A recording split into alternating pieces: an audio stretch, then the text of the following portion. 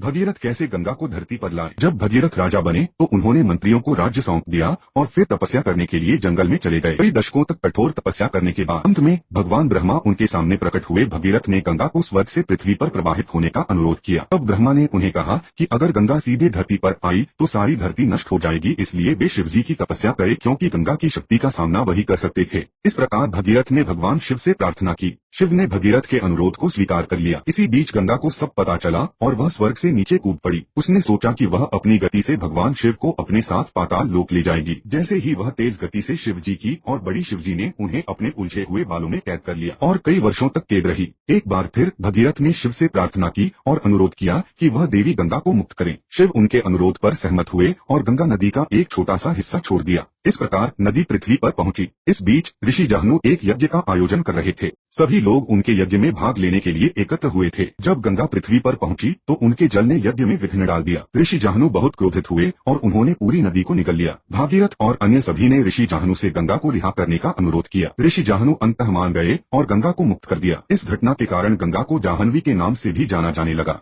अंततः भागीरथ ने गंगा को अपने साथ उस स्थान पे पहुंच गए जहां कपिल मुनि का आश्रम था, परंतु उन्हें पता नहीं था कि उनके पूर्वजों की राख कहाँ है। तब उन्होंने गंगा से अनुरोध किया कि वे कई धाराओं में बहे ताकि कोई ना कोई धारा उनके पूर्वजों की राख तक पहुंच जाए। गंगा ने अपनी नदी के कई हिस्से कर दिए। फिर नदी का पानी राख के ऊपर बह गया और भगीरथ के पूर्वजों को मुक्ति मिल गई। भगीरथ ने अंततः अपना लक्ष्य प्राप्त कर लिया और गंगा को भागीरथी के नाम से भी जाना गया।